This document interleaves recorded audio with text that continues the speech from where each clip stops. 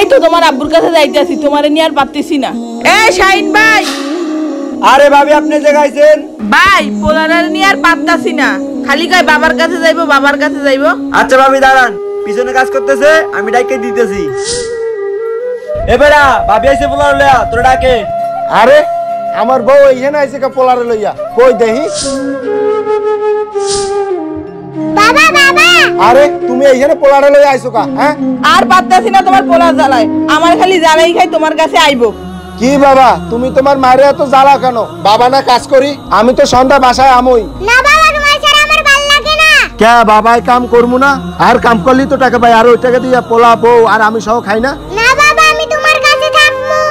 আচ্ছা ইসমাইলের আম্মু তুমি যাও, পোলারে মানাইতে পারি না, আজকে পোলা আমার লগেই থাক। ঠিক আছে। বাবা হলো একটা ছেলের সম্বল।